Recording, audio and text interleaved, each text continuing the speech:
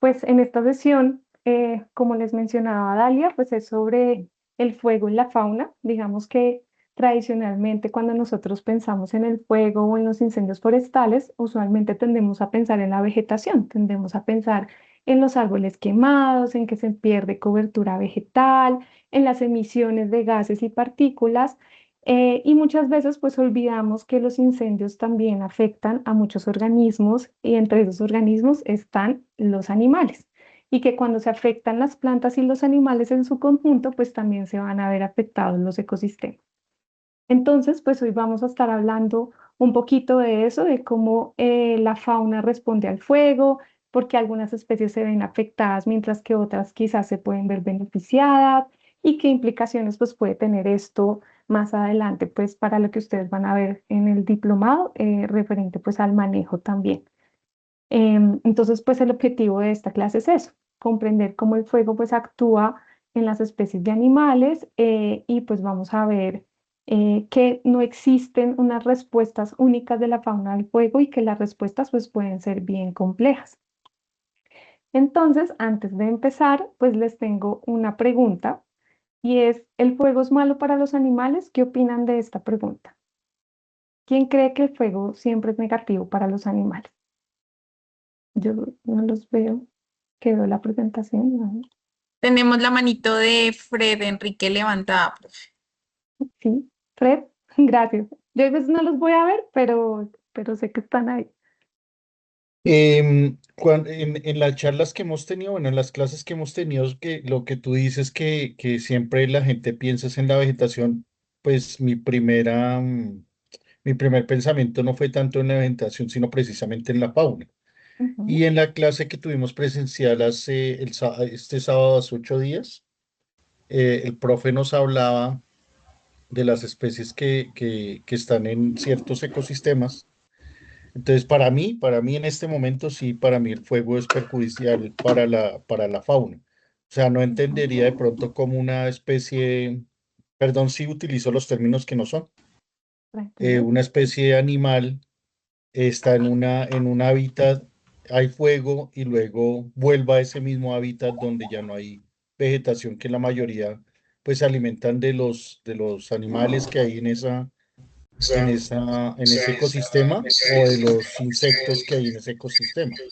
Entonces, Ujú. para mí, en este momento sí es malo el fuego para la fauna. Listo. Bien, gracias, Fred. ¿Y alguien puede o piensa si puede ser beneficioso para algunas especies? Ángela, tienes la manito Buenas levantada. noches. Sí, muy buenas noches para todos, profe, un gusto saludarla.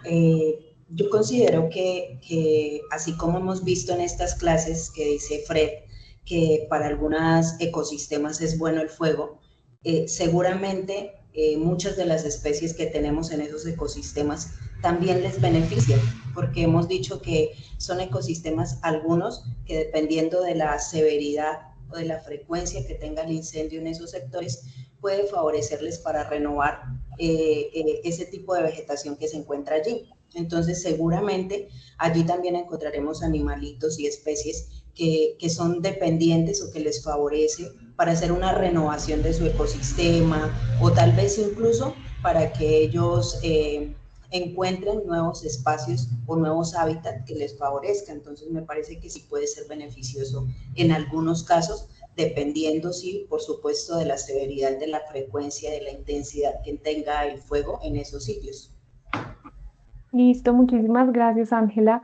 Sí, miren que ambas respuestas, no sé si alguien más tiene la mano levantada, pero ambas respuestas son posibles. En realidad, la respuesta correcta es que depende, porque como ustedes mismos han mencionado y como han venido viendo en el diplomado, y eso es bien interesante, pues va a depender del ecosistema, va a depender de la especie, va a depender del régimen de fuego que esté operando en cierto lugar. Entonces, digamos que no vamos a tener pues una respuesta de sí o no, sino que todo va a depender de ese contexto ecológico. Entonces, les traigo esta pregunta porque precisamente esta es una pregunta que nos va a acompañar durante toda la clase y vamos a ir viendo con los ejemplos y con lo que se ha ido estudiando Pues que la verdad es que tiene unas respuestas matizadas. Es un proceso natural que dependiendo del régimen y cómo esté ese régimen puede perjudicar o puede beneficiar a diferentes especies de animales. Entonces, antes de avanzar, quería también pedirles que en un papelito, si están tomando nota, se escriban por ahí tres animales, uno que crean que se beneficia, uno que crean que se afecta y otro que crean que se ve o que es indiferente al fuego, ni se afecta ni se beneficia. ¿Sí?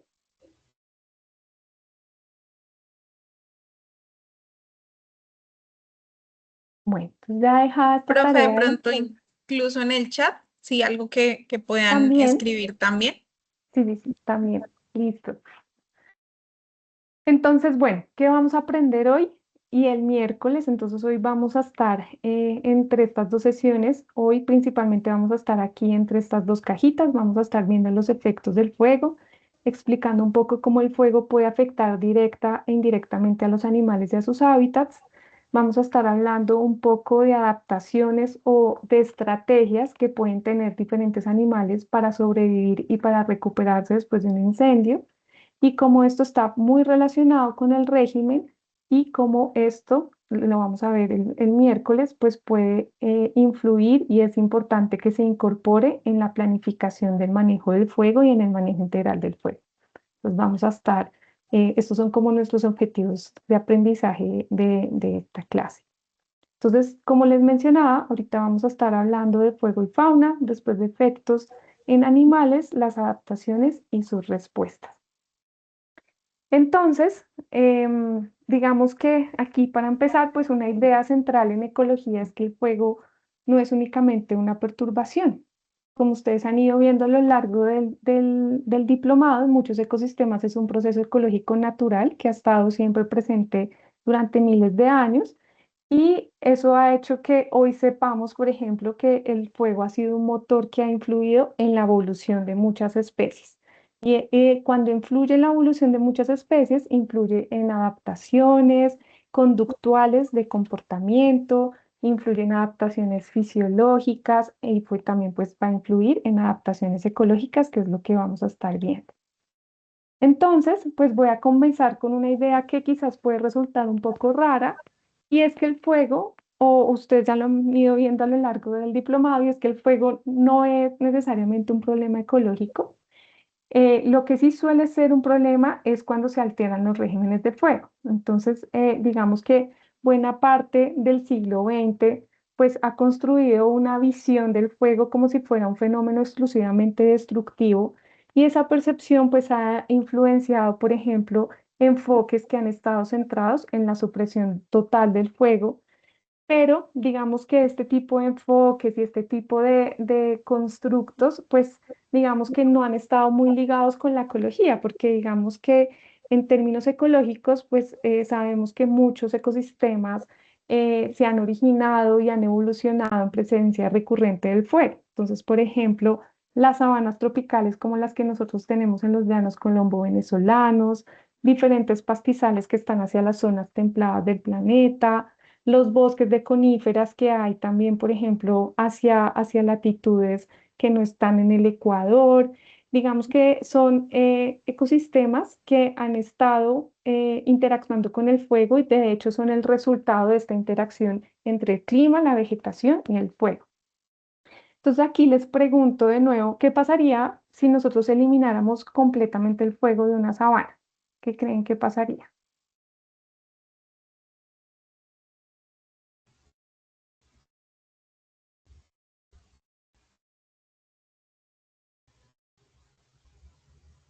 Marta, ¿tienes la manito levantada? Gracias. Sí, pienso que todos los extremos son negativos. Entonces, si de golpe eliminamos el fuego, pues hay procesos que como nos han venido enseñando en diferentes clases, no se daría de manera Ujú. natural y regular, y eso no sería bueno para el ecosistema. Entonces, tanto que, o sea, muchos incendios muy consecutivamente son malos y quitarlos también es malo. Cada cosa trae su propio equilibrio. Muchas gracias, Marta. Sí, precisamente cuando nosotros eliminamos el fuego, pues también estamos alterando procesos ecológicos. Entonces, cuando lo eliminamos, también estamos desconociendo que hay especies que han estado coexistiendo y que han evolucionado con él. Y si ocurre esto, pues estamos también como limitando un poco los procesos ecológicos y podríamos estar transformando y perdiendo pues ecosistemas que también son muy valiosos para la biodiversidad.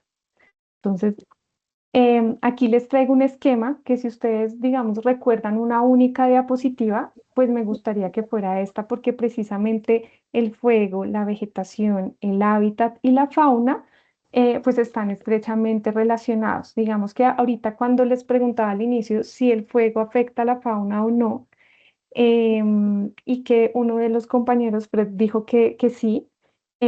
Digamos que es importante tener en cuenta que la mayoría de los animales no mueren por el fuego.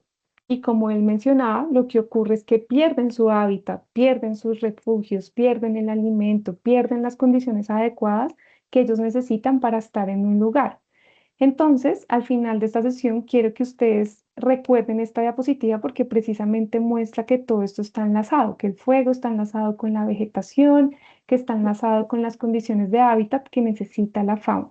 Y cuando, digamos, se altera algo de estos enlaces, es cuando, por ejemplo, tenemos problemas de pérdida de biodiversidad o que se transforma un ecosistema o que perdemos algún proceso ecológico. Entonces, es súper importante tener esto presente. Y aquí les traigo una pregunta. Entonces, imaginemos que ocurre un incendio y que hay un pequeño mamífero que se alimenta de insectos y que justo vive como en el sotobosque, que son como los estratos que no son tan altos de la vegetación. Entonces, ¿qué necesita este bichito para estar ahí? ¿Qué se les ocurre que necesita?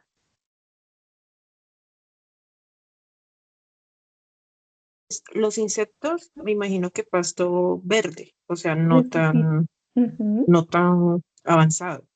Sí, necesita su alimento que serían los insectos, necesita el sotobosque, la vegetación, arbolitos, arbustos, vegetación, hierbitas, necesita la humedad, necesita que llueva, necesita refugios. Entonces, digamos que aquí lo que quiero decir trayendo que esas cosas que él necesita se van a ver afectadas en mayor o menor medida dependiendo si ocurre un incendio de alta severidad, si ocurre un incendio de alta intensidad, si ocurre un incendio, si en esa zona frecuentemente están ocurriendo incendios. Y eso, digamos que es como algo clave que hay que tenerlo en cuenta en la fauna y es lo que les traigo a continuación.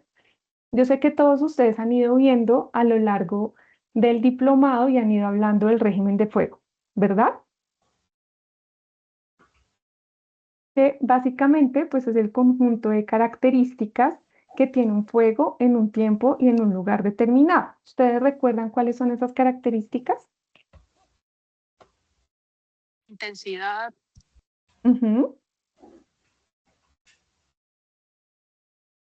Se- Intensidad, Severidad, se- Frecuencia, frecuencia, muy bien. severidad. Severidad, sí, muy bien, va por ahí. Entonces miren que tenemos, digamos que para poder entender los efectos del fuego sobre la fauna, pues necesitamos también retomar esto del régimen. Necesitamos entender ese conjunto de características que describen al fuego en un tiempo y en un lugar determinado. Y ese conjunto de características es como ustedes mencionaron. Por un lado tenemos la frecuencia, por otro lado tenemos la intensidad, la severidad, la estacionalidad y la extensión. O sea, aquí les traigo esta imagen que la construí con la IA y que es bien interesante para recordarles un poco, pues, qué significa cada uno de esos atributos del régimen de fuego. La frecuencia, aquí dice que es el número de eventos que ocurre en un lugar en un periodo de tiempo determinado. Entonces, por ejemplo, yo tengo aquí un lugar determinado y a lo largo de un año ocurrieron 3 incendios por año. Esa sería la frecuencia. La severidad es ya el efecto que tuvo, en este caso, el fuego en los ecosistemas. Entonces, la severidad puede ser baja, por ejemplo, cuando no se vio muy afectada la vegetación y por consiguiente ni la fauna ni los procesos ecológicos asociados, o la severidad puede ser muy alta cuando se fue toda la vegetación, se vio afectado el suelo y sus nutrientes y se vieron afectadas las condiciones de hábitat. La intensidad que tiene que ver con la energía que libera un evento por área y por tiempo, entonces hay unos eventos que son de alta intensidad, que las llamas y el calor es bastante intenso y hay otros que pueden ser más bajitos y estos no son cajas independientes, esto va a estar muy relacionado con el tipo de vegetación, por ejemplo. Por otro lado, tenemos la estacionalidad, que es la época del año en la que ocurre un evento. Entonces, por ejemplo, usualmente la temporada de incendios está muy relacionada con la época seca, que es cuando bajan las precipitaciones y cuando la vegetación pierde humedad y pues se vuelve más disponible para que ocurra, digamos, un fuego. Y por otra parte tenemos la extensión, que ya es como el tamaño del área afectada por el disturbio. Entonces, en este ejemplo, el área afectada fue de 200 hectáreas.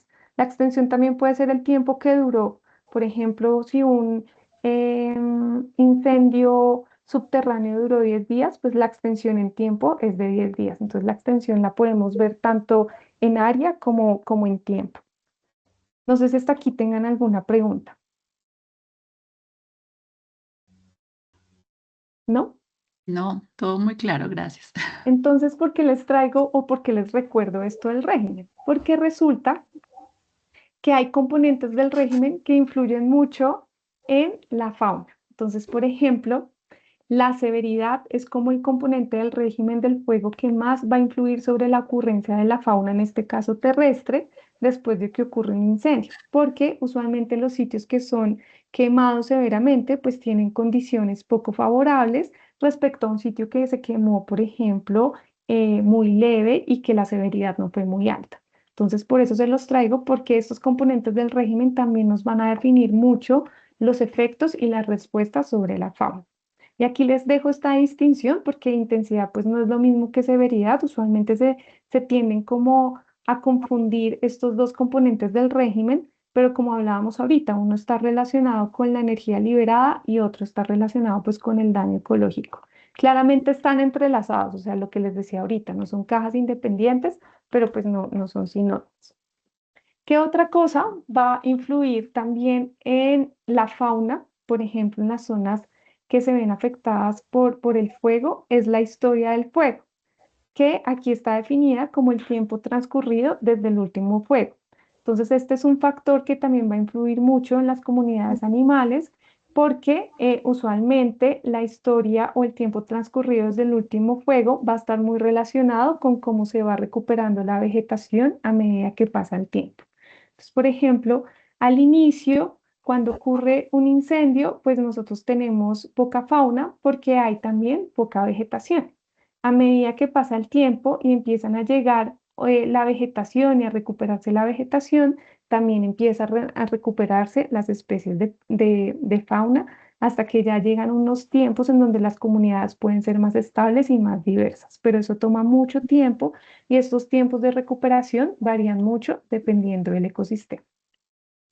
Y esto de que hablábamos ahorita de que la historia del fuego define la recuperación está muy relacionado con la fauna, lo encontramos analizando, por ejemplo, diferentes estudios a nivel mundial y encontramos que estas recuperaciones o esta historia de fuego puede influir en las comunidades animales incluso muchos años después de que ocurrió un incendio. Entonces, por ejemplo, para muchos animales los 3 primeros años se puede ver afectada la riqueza de especies, pero pasan más años y todavía la riqueza no se recupera, pasan más años y se empiezan a recuperar las abundancias y con más tiempo se empiezan a recuperar los procesos ecológicos. Entonces, digamos que en general la historia de fuego pues va a definir mucho la recuperación de las comunidades animales. Y esta historia de fuego pues va a estar muy relacionada con la vegetación, lo que veníamos hablando ahorita y lo que también dijo el compañero de ustedes, Fred, porque el tiempo que transcurre después de que ocurre un incendio pues va a estar muy relacionada a cómo se va recuperando la vegetación y ustedes, o lo que les mencioné ahorita, pues esa recuperación de la vegetación va a estar muy enlazada pues con la recuperación de las comunidades animales. De por sí aquí les traigo un ejemplo que precisamente muestra esto. Este es un estudio en Australia que muestra cómo la estructura de la vegetación influye en que las comunidades de unas aves se vayan recuperando.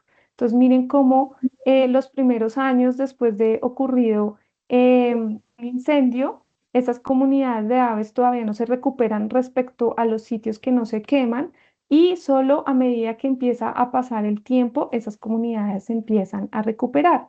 ¿Y esto por qué ocurre? Porque precisamente pues está esa sinergia entre fuego, la vegetación, el hábitat y la fauna, que era la diapositiva que les decía que quería que recordaran.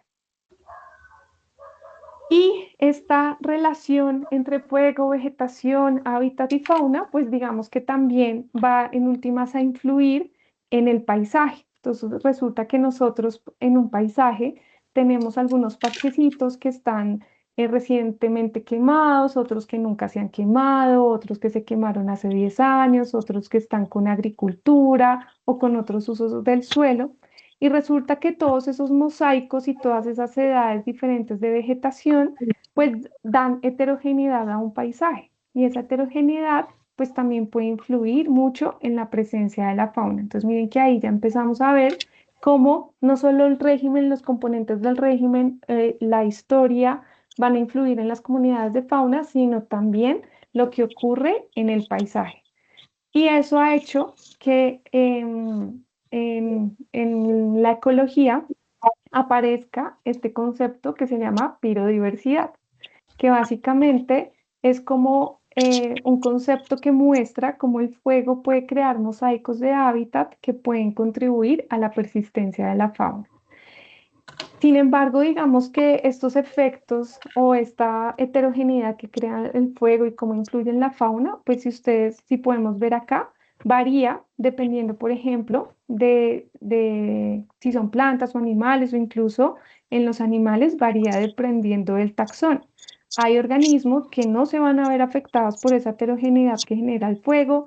Hay otros organismos que sí se van a ver afectados por esa o que sí se ven beneficiados por esa heterogeneidad que genera el fuego. Entonces, miren que también las respuestas pues van a variar dependiendo del grupo taxonómico, de si son plantas o animales y de la región del planeta en la que nos encontremos, porque dependiendo de la región del planeta en la que nos encontremos, pues va a haber cierto tipo de vegetación, va a haber características particulares en el suelo y va a haber unas características particulares del régimen de incendios. Este tipo de teorías que les muestro acá, miren que en relación a la fauna han sido muy poco estudiadas. La mayoría de estudios, ahorita les voy a hablar un poquito de eso, están concentrados como hacia Norteamérica, Australia. ¿Alguien tiene alguna pregunta? Ay, qué pena, se acaba de llegar. Sí, Bueno, necesito si alguien tiene alguna pregunta, me interrumpe, que yo no los estoy viendo, por si acaso. ¿Sí? y bueno, sí. Listo. Entonces, digamos que sí, que estas cosas pues aún no han sido ampliamente estudiadas alrededor del mundo. Entonces, pues antes de continuar con el tema, ¿se acuerdan que habíamos pensado 3 animalitos al principio? Que pensaran o que se anotaran en un papelito un animalito que se pueda haber beneficiado, por ejemplo, que pueda aumentar sus poblaciones o que pueda aprovechar un recurso después de que ocurre un incendio, alguno que se vea afectado porque se pueden ver afectados por las llamas, por el humo, porque pueden perder su hábitat, o si se les ocurre también, pues algún animalito que sea indiferente, que simplemente su comportamiento en relación al fuego pues no sea tan fuerte. Entonces, estos se los traigo para que no los olviden y los tengan ahí, porque ahorita pues vamos a hablar un poquito acerca de ello. ¿Hasta aquí tiene alguna duda, alguna pregunta? Vamos muy rápido. ¿Hay algún concepto que no se haya entendido?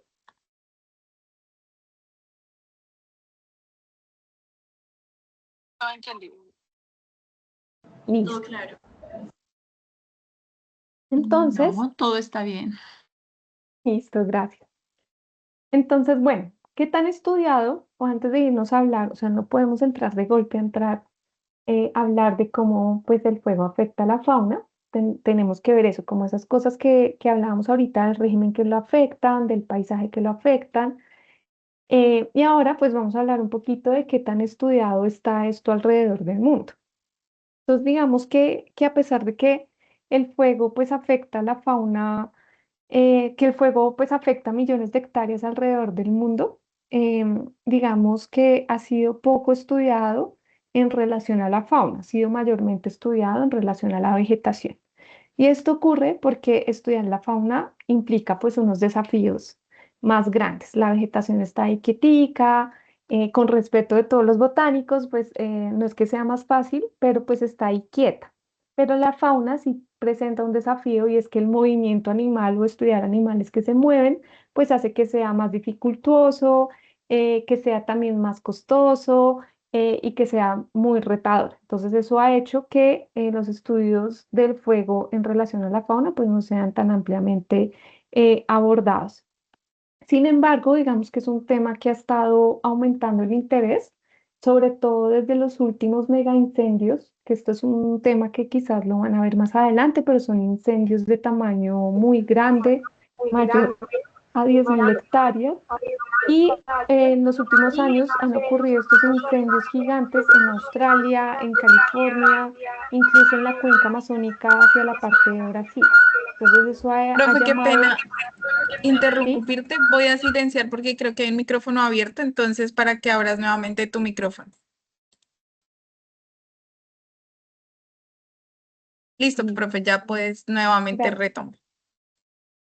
Entonces sí, les decía que gracias a esos mega incendios que ocurrieron en Australia, en California, pues digamos que el interés en la fauna pues ha estado como más vigente.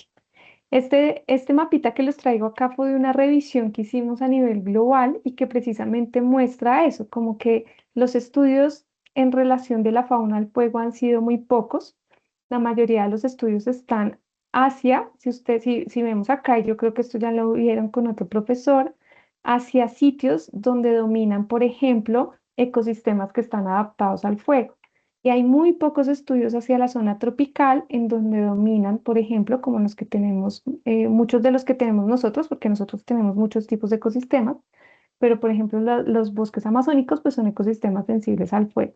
Y en este tipo de sistemas pues hay muy pocos ejercicios, entonces digamos que hay un vacío de conocimiento a nivel global bastante grande en relación a los efectos de la fauna al fuego. Y ese mapa pues también nos muestra que la mayoría de los estudios se han estudiado o se han llevado a cabo en Estados Unidos, en Australia, en Europa, también algunos en Sudáfrica y muy pocos hacia la zona tropical o neotropical. De por sí en Colombia hay muy pocos estudios que evalúen los efectos de la fauna al fuego. Son estudios que aún son escasos. Y, y aparte, pues con este tipo de revisiones globales también pues se ha podido ir encontrando que los efectos varían. Hay, por ejemplo, algunos grupos taxonómicos como los mamíferos que se pueden ver seriamente afectados, hay otros grupos taxonómicos que quizás son un poco más indiferentes o hay algunos que se pueden ver beneficiados. Ahorita vamos a hablar de eso. Y también podemos ver, por ejemplo, en estas gráficas que dependiendo de la región del planeta donde nos encontremos, vamos a encontrar también respuestas positivas o negativas. Entonces es todo como un campo de acción por explorar. Y aparte, pues también las investigaciones que existen pues muestran un sesgo taxonómico. La mayoría de los estudios se han centrado en las aves, perdón, en los mamíferos, seguido, en las aves, perdón, seguido por los mamíferos, después los artrópodos y en menor proporción, por ejemplo, la herpetofauna. La herpetofauna está muy ausente en los estudios que existen a nivel mundial y digamos que son uno de los organismos que quizás se pueden ver también seriamente afectados. Entonces hay unos sesgos en la investigación bastante grandes. Y aparte, pues también los estudios están sesgados en el corto plazo. La mayoría de los estudios se concentran, por ejemplo, en los pocos años después de que ocurre un incendio, quizás porque, por ejemplo, lo que pasa en Colombia y en muchas partes de Sudamérica, uno puede ir a investigar en sitios que accidentalmente se quemaron. Entonces no son sitios que se pueda experimentar, sino que accidentalmente se quemaron y uno aprovecha esos sitios y va a experimentar y responde una pregunta de investigación. Entonces digamos que la mayoría de los estudios están muy centrados al corto plazo, hay algunos en el mediano plazo y muy pocos, son muy raros los que están en el largo plazo, que pueden ser estudios que duren más de 5 años. Y estas cosas pues también están muy ligadas a cómo es la financiación en la investigación, a que los recursos son limitados. Usualmente hay veces los recursos se disponen por 1 o 2 años, y nunca se piensan en el largo plazo, pero la verdad es que los procesos ecológicos pues son procesos que ocurren en el largo aliento, no en el corto aliento. Entonces, aquí para resumir un poco de este estado del estudio de los efectos del fuego sobre la fauna, digamos que varía según el grupo taxonómico. Está mayormente estudiado hacia las zonas donde dominan, por ejemplo, ecosistemas adaptados al fuego. Hay grandes vacíos de información hacia la zona tropical y también hacia unos grupos taxonómicos bien importantes como es la herpetofauna. La herpetofauna es donde están metidas las ranitas, las lagartijas, etcétera. Entonces, digamos que es importante tener eso también en la mente y en el radar. No sé si hasta aquí tienen alguna duda, algún comentario. Si vamos muy rápido, ¿no? Natalie tiene la manito levantada, profe. Señora, Buenas noches, profe, ¿me escuchas? sí. Profe, es que hay dos conceptos que no te entendí o no vi bien qué es lo que quieren decir. Neotrópico Ujú. y herpetofauna. Listo. Muchas gracias, Natalie. Eso está muy bien. O sea, los conceptos que sean así raros, es importante que los aclaremos.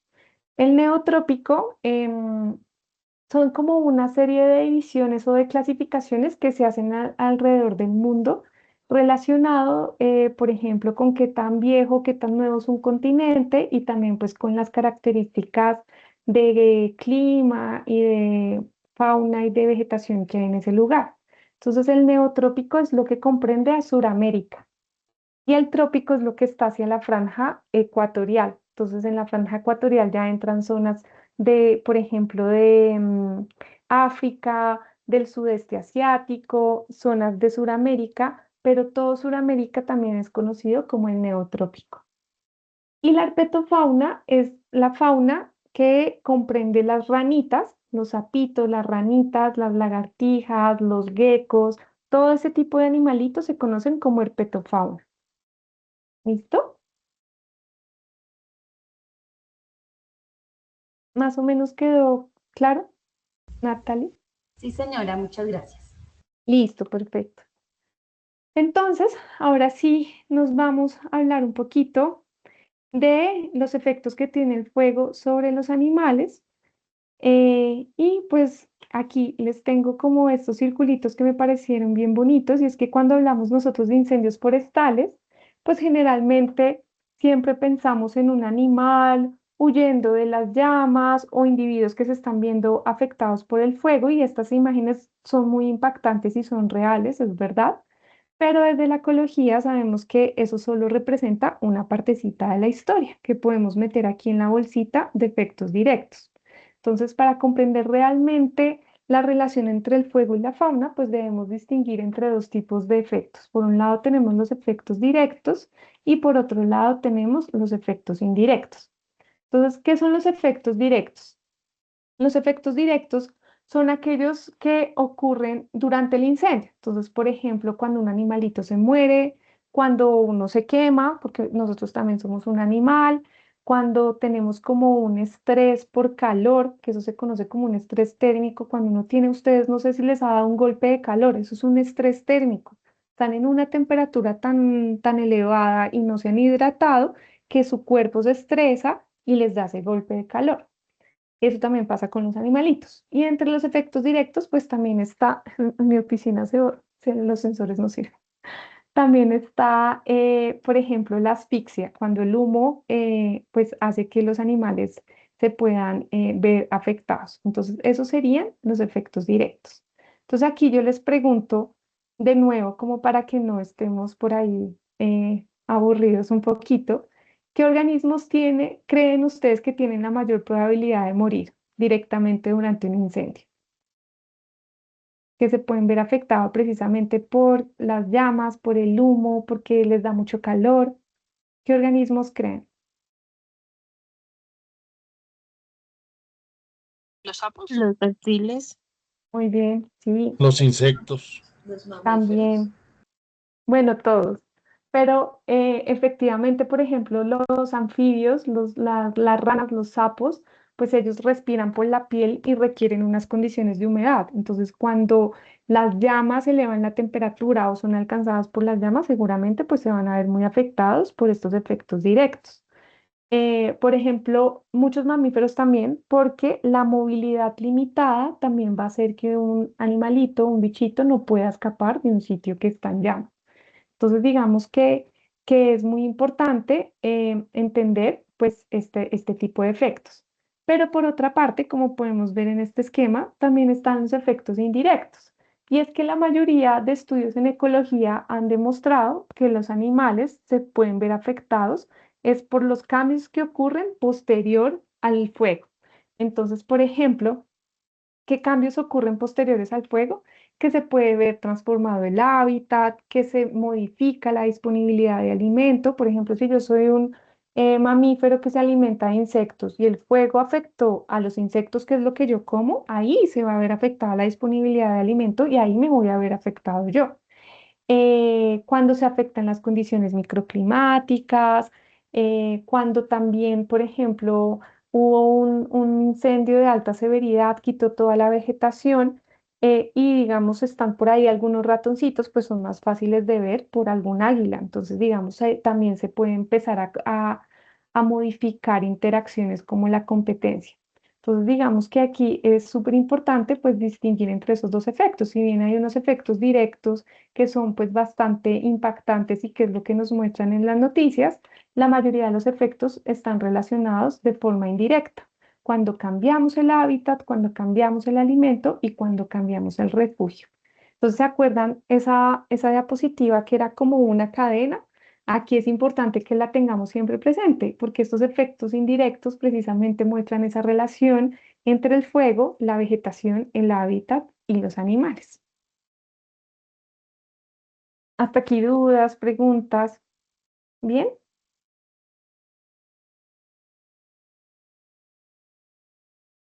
Listo.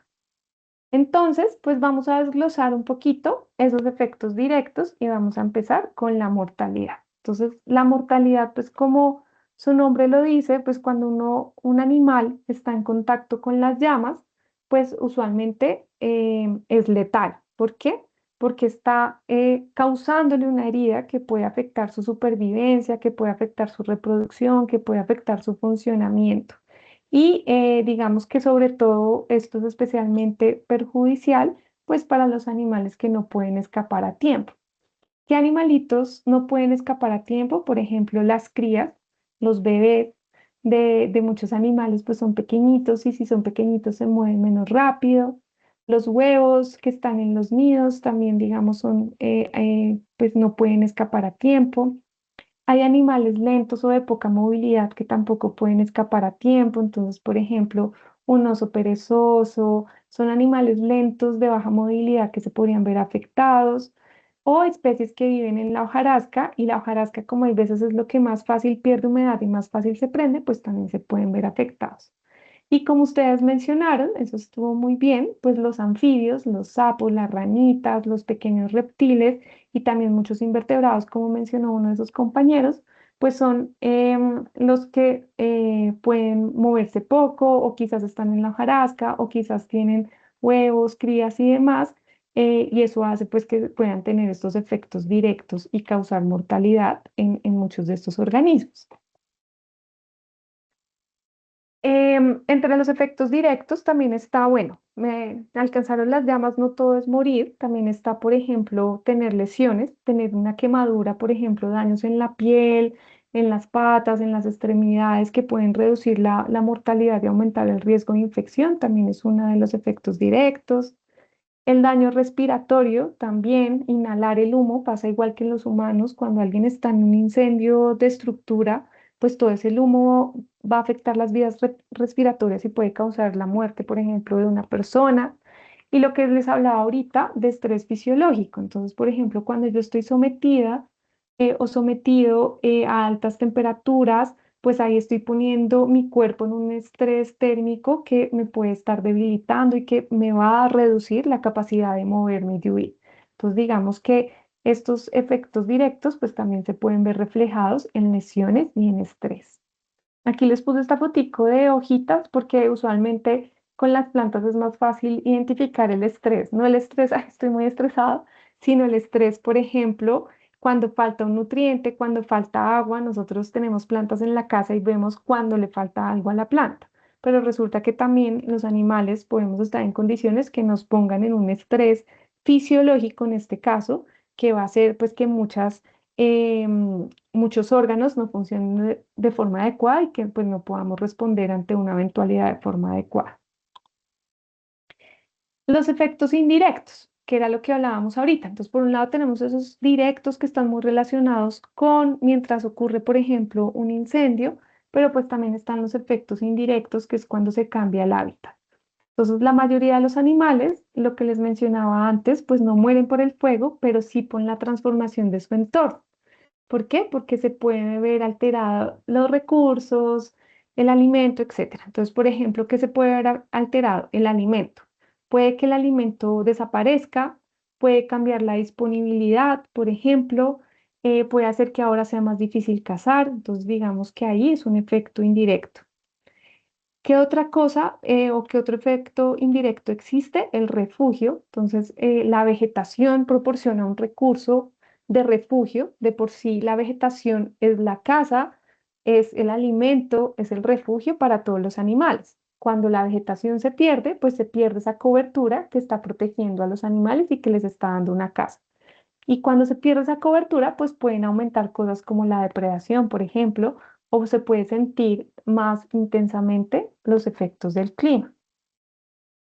Otro efecto indirecto está en la reproducción, porque sí puede pasar en muchos casos que desaparezcan sitios donde algún animal hacía su nido, donde algún animal tenía su madriguera o donde tenía las zonas de cría. Incluso hay muchos mamíferos que tienen zonas como predilectas para reproducirse, y si desaparecen esos sitios, pues es un efecto indirecto. Y también otro efecto indirecto es cuando se pierde conectividad. Los incendios sí pueden fragmentar, por ejemplo, el paisaje. Y cuando fragmentan el paisaje y se quedan como pequeños parchecitos aislados, digamos que se pueden ver afectadas las rutas de movimiento de muchos organismos, y eso también pues es un efecto indirecto que está cambiando el hábitat para muchos organismos. Entonces, lo que hablábamos ahorita, y este gráfico lo ejemplifica muy bien, pues muchas veces el fuego no mata directamente a los animales, pero sí modifica sus probabilidades de supervivencia. ¿Por qué? Porque está afectando a la vegetación, que es la que confiere el hábitat y el recurso para muchos animales. Entonces, por ejemplo, cuando nosotros tenemos este escenario, pues estamos perdiendo cobertura vegetal y muchas especies de animales pueden ser más visibles, van a tener menos refugio, van a tener mayor exposición. Entonces, digamos que eso es algo que afecta mucho a los animales. ¿Alguien tiene alguna pregunta? Yo, una pregunta. Ujú. ¿Cuál es la diferencia, ahora que mencionas la fragmentación del hábitat, cuál es la diferencia entre la fragmentación del hábitat y la biodiversidad? Eh, bueno, la fragmentación es un proceso a escala de paisaje en el que un hábitat continuo se rompe, tiene rupturas. Y como tiene rupturas, se empiezan a crear parches que tienen unos tamaños que van variando, y esos parchecitos empiezan a tener algo que se conoce como efecto borde. Esos parches se empiezan a aislar, etcétera. Entonces, pues, ese es como el proceso de fragmentación, como una ruptura de un hábitat que era continuo, y no solo se rompe ese hábitat, sino que se empieza a perder hábitat. En el caso de la biodiversidad, son teorías que argumentan que el fuego genera heterogeneidad, y es verdad. Cuando ocurre, incluso en ecosistemas que dependen del fuego, cuando ocurre un fuego, digamos que este no afecta a un ecosistema de forma homogénea, porque hay diferencias en la topografía, hay diferencias en la humedad de la vegetación y eso hace que se quemó esa zona, pero que esa zona es bastante heterogénea. Hay unas zonas que quizás no se lograron quemar, una se quemó muy suavecito, otra se quemó bien fuerte, etcétera. Entonces, esos mosaicos y esa heterogeneidad es lo que argumenta la teoría de la pirodiversidad que puede favorecer la biodiversidad. Y esto puede ser verdad en muchos ecosistemas adaptados al fuego. Quizás no es tan cierto en ecosistemas sensibles como un bosque amazónico. Entonces son cosas que hay que tener en cuenta, o sea que no podemos meter que sea útil en una misma bolsita o en un tipo de ecosistema, porque va a depender un poco pues de dónde se esté dando. Pero digamos que en ecología también hay mucha evidencia que muestra que las zonas heterogéneas ayudan a la biodiversidad. Entonces, por ejemplo, en muchos procesos de gestión del territorio como la restauración, siempre la gente busca por tener sistemas silvopastoriles, agroforestales, los cultivos, las zonas que conserva, porque esa heterogeneidad puede favorecer a la biodiversidad. En lugar de que todo sea un monocultivo, entonces, básicamente, como eso es lo que argumenta, pero tampoco es que esté argumentando que debamos nosotros fragmentar un paisaje o que debamos hacer algo que naturalmente no sea adecuado para tener esa heterogeneidad. Los sistemas de forma natural de por sí ya son bastante heterogéneos y en algunos sistemas, como pasa en Australia, pues tienen que propender por tener esa heterogeneidad para poder tener una buena biodiversidad. No es el caso de nosotros que tenemos pues un clima tropical, que tenemos unas condiciones que son privilegiadas en términos ecológicos y que hacen que tengamos ya una heterogeneidad intrínseca que en muchos casos pues hay veces no necesitamos manejar. Pero todo esto depende un poco del ecosistema.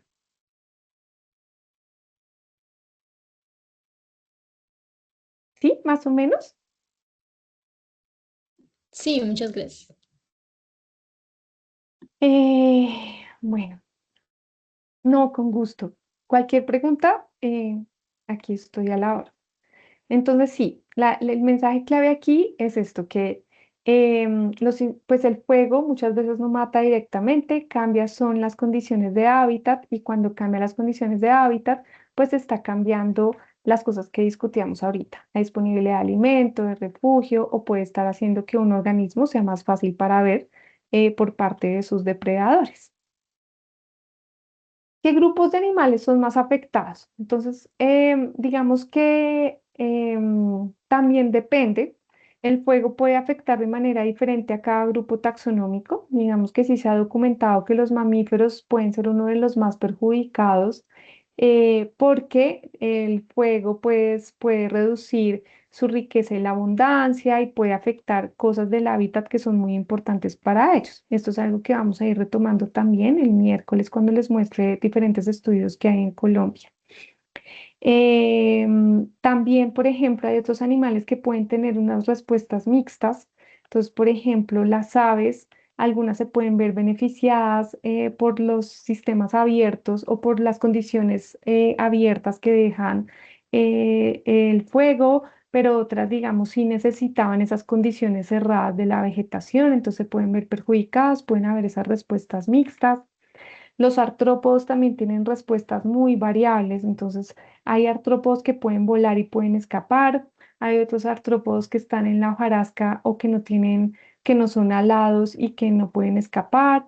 Entonces digamos que también las respuestas son muy variables. Y aquí tenemos la herpetofauna, que era lo que les decía ahorita de las lagartijas, las ranas, los sapos, pues que son muy poco estudiados, pero que también pueden ser uno de los grupos que más se pueden ver afectados precisamente pues por esas características que tienen, que su piel necesita humedad, que respiran incluso por la piel. Entonces esas características pues van a hacer que, que se vean seriamente afectados. Aquí también lo que podemos ver con esta diversidad es que no existe una respuesta única. Van a haber algunos que se ven afectados, otros que no. Todo va a depender de las especies, entonces van a haber siempre como estas cosas de efectos mixtos. ¿Y por qué? ¿Por qué ocurre esto? Porque algunas sí, algunas no, porque estas respuestas mixtas, y es porque van a depender de unas cosas que se llaman los rasgos de las especies, las características de las especies. Entonces, por ejemplo, muchos insectos tienen unas características de movilidad muy reducida o se refugian en el suelo. Entonces, esas características pues van a hacer que sean más vulnerables, por ejemplo. Los anfibios, las ranas, los sapos, pues también por su tamaño quizás se mueven poquito y necesitan mucho la humedad. Esa es una característica que va a hacer que se vean muy afectados. Los reptiles, por ejemplo, algunos reptiles usan madrigueras y se esconden, o sea, hacen huecos por allá en el piso o se meten en el hueco de un árbol. Entonces, eso va a hacer que su vulnerabilidad no sea tan grande, que sea como intermedia. Las aves, pues es muy variable. Hay unas aves que pueden volar muchas distancias, hay otras que son como vuelan menos y usan un área en particular, hay otras que hacen unos nidos, no sé, muy cerquita al suelo. Entonces, digamos que la vulnerabilidad ahí puede ser variable. Y los mamíferos, pues también va a variar si es un mamífero grande, pequeño, mediano, porque este tamaño corporal va a estar muy relacionado con el movimiento, con la capacidad que tengan ellos de huir y de desplazarse. Entonces, la vulnerabilidad pues va a depender del grupo taxonómico, si son aves, mamíferos, reptiles, incluso va a depender de las especies e incluso puede depender de los individuos y de que hayan aprendido los individuos a lo largo de su vida. Entonces, es bastante variable. Y aquí les traía como este ejemplo, y es que precisamente los anfibios son unos de los más expuestos porque precisamente tienen una movilidad reducida, tienen una piel sensible, dependen de la humedad. Entonces, digamos que es importante tenerlos muy en cuenta, pero también no quiere decir que ellos no sepan estar en este tipo de condiciones. Algunos cuando ocurre un fuego, ellos pueden buscar refugio, se pueden meter a un cuerpo de agua, pueden tratar de identificar qué zonas están más húmedas y qué zonas están más secas. E incluso hay estudios que muestran que algunas especies de ranas y de sapos pueden identificar el sonido del fuego y desplazarse hacia zonas seguras. Entonces, si bien son bien expuestos, pues también tienen como esas características que les pueden permitir em, estar en sistemas que se ven afectados por el fuego. Y estas afectaciones, tanto directas como indirectas, y esto que veíamos ahorita de la vulnerabilidad, pues está muy relacionada con otras cosas, como lo que preguntaba ahorita la compañera de fragmentación. Siempre va a estar relacionada, por ejemplo, con la extensión de la agricultura, de la ganadería, con que se fragmenten los ecosistemas naturales, con que se deforesten los ecosistemas naturales. Entonces, siempre va a haber como una sinergia, pues muy grande en relación pues a este tema.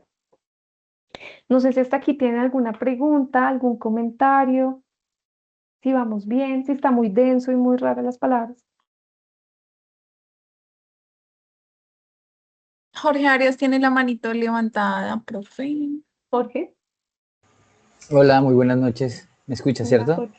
Ujú. Hola, Tania, ¿cómo te va? No, sí, un poco para aportar en esta discusión que estabas mencionando sobre el tema de los impactos del fuego, especialmente en los ecosistemas amazónicos, pasa algo como que digamos que falta todavía mucho estudio, pero de algunos análisis que nosotros hemos realizado en el Instituto Sinchi, especialmente con la parte de las microrrizas, ¿no? Las microrrizas en suelo. Bueno, para aquellos que no conocen como el término, las microrrizas son como esa simbiosis que existe entre las plantas, el suelo, a partir de los hongos que se encuentran allí en el suelo y que permiten de alguna manera esa interacción, nutrientes del suelo y plantas, pues para mejorar pues la capacidad que tiene como de relación entre esos dos mundos, ¿no? Entre el suelo y la parte biótica. Y resulta que pues de lo que se ha encontrado, especialmente en la Amazonía colombiana, porque son suelos que son muy ácidos, ¿cierto? Y esa capa de la microrrizas que es muy superficial, cuando hay actividades de fuego, por ejemplo, tienen unas dinámicas muy fuertes de afectación en esa simbiosis que existe. Digamos que son unos elementos que no están completamente estudiados, pero que sí en los análisis que se han hecho en algunas zonas, especialmente en áreas de bosque húmedo, ocurre eso, y más cuando hay procesos, digamos, muy frecuentes de uso del fuego en algunas zonas pues tienden a presentarse estas degradaciones fuertes, especialmente en el suelo, ¿no? Era un poco también para complementar eso porque sí es cierto todo el tema de los mamíferos, de los anfibios, pero ya cuando uno ve la particularidad de esa relación suelo y vegetación, que es, digamos, lo fundamental entre esa interacción, ahí también hay unos impactos relevantes frente al tema, especialmente en la parte de las microrrizas. Era un poco eso, Tania, como para aportar a la discusión. Gracias, Jorge. Sí, miren que en el fondo muy interesante porque siempre lo que pase con el suelo, la vegetación, en últimas se va a ver afectada la fauna. Si la vegetación no se desarrolla, si no tiene los suficientes nutrientes, pues muchas comunidades de fauna que viven de esa vegetación se van a ver afectadas. Entonces la relación pues es bastante estrecha y es bastante importante. Bueno, ahora vamos a continuar con qué respuestas existen ahora sí y qué adaptaciones existen de la fauna al fuego.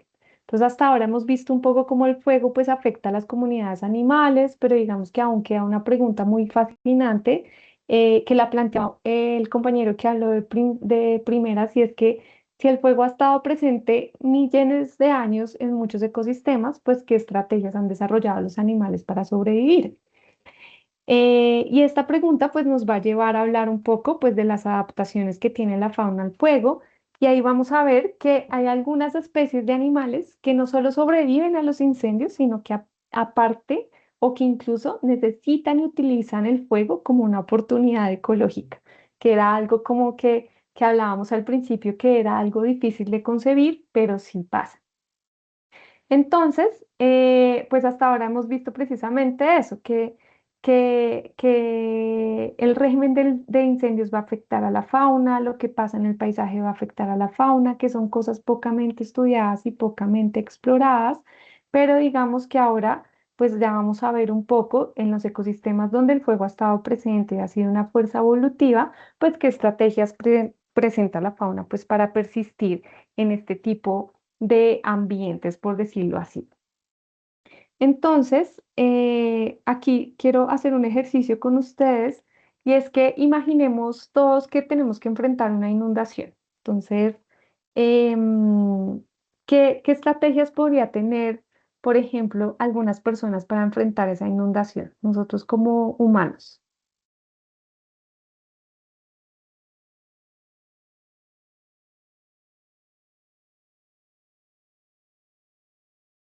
¿Mm? Prueba, ¿puedes repetir la pregunta? Gracias.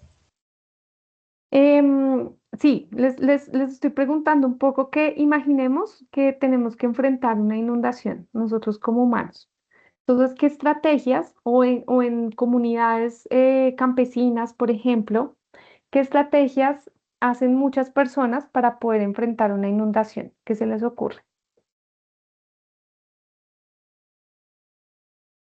Tania, pues yo diría, si digamos, si es algo periódico, frecuente en el tiempo, digamos que que le da la capacidad a esa población de alguna manera, en términos del tiempo, llegar a tener ciertas prevenciones, pues hay algunas comunidades, especialmente también en la Amazonia, uno las puede encontrar, por ejemplo, frente a las planicies aluviales, especialmente. Por ejemplo, los que conocen, los que han ido por allá, hay una isla al pie del puerto en Leticia donde uno coge como para irse para Santa Rosa, ¿cierto? Para cruzar el Amazonas. Y ahí hay unas poblaciones que son como palafíticas, por ejemplo, en las edificaciones. Entonces son edificaciones que construyen de madera muy alta, ¿cierto? Con digamos, unas columnas en madera altas, que cuando el río está seco o está bajo digamos, en épocas de menos lluvias, pues uno se pregunta por qué están tan altas esas viviendas, ¿no? Pero cuando el río sube, ese río llega casi que al borde de la puerta de cada una de las casas, ¿no? Entonces, esa es una medida, ¿no?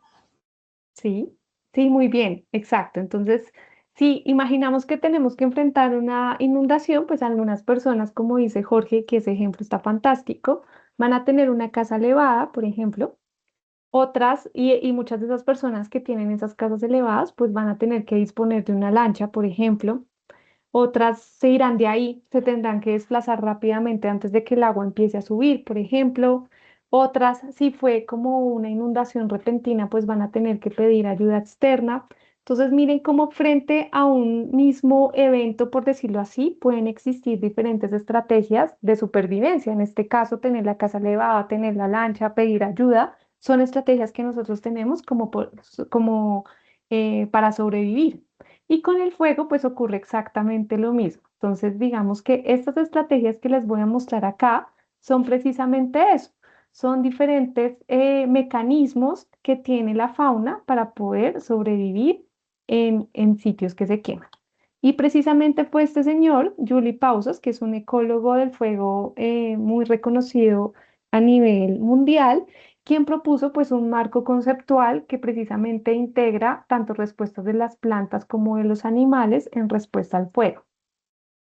Y lo interesante de este marco conceptual y de todas estas respuestas que propuso Pausas es que pues este enfoque no solo se centra en especies, por ejemplo, sino también se está centrando en funciones ecológicas y en adaptaciones. Entonces ya vamos a ir viendo eso en el ratico que nos queda y continuaríamos también con este tema el siguiente miércoles. Y entre esas estrategias está, por ejemplo, la resistencia. Ya vamos a desglosar cada una de esas estrategias, el refugio, la evitación, la latencia, la recolonización, la cripsis y la intolerancia. Entonces vamos a ver cada una de esas estrategias pues un poquito más desglosadas. Entonces la primera estrategia que tenemos aquí es la resistencia, que digamos que podríamos pensar que es como la estrategia más intuitiva, digamos que el organismo permanece dentro de un área que se está quemando y sobrevive gracias a características que lo están protegiendo, que están protegiendo sus tejidos y sus estructuras vitales. ¿Cuáles son nuestros tejidos vitales? La piel.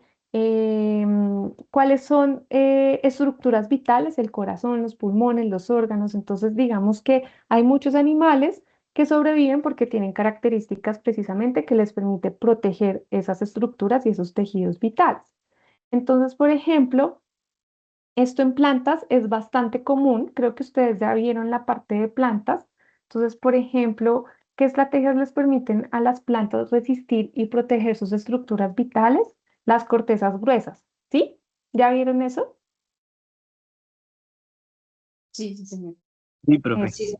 Las cortezas gruesas, cuando las raíces son profundas y subterráneas o muchos tejidos están por allá subterráneos, pero digamos que en animales es más difícil y es poco frecuente porque en los animales incluso el roce con el fuego pues nos puede causar una quemadura y nos puede digamos que comprometer seriamente la supervivencia. Pero sí hay algunos ejemplos, por ejemplo, de animales pues que tienen esas estructuras que pueden conferir una resistencia parcial, siempre y cuando pues los incendios no hayan sido de alta severidad. Un ejemplo de eso son las tortugas. El caparazón de las tortugas las puede proteger, ellas se meten en ese caparazón y puede pasar un fuego superficial y ellos pues en última se vieron protegidos y no se vio comprometida su supervivencia. Otro ejemplo de estrategias de resistencia en animales son los caracoles. Los caracoles también tienen como esas conchas o esos caparazones que les pueden conferir cierta resistencia e incluso algunos artrópodos. ¿Ustedes alguna vez han cogido un cucarrón?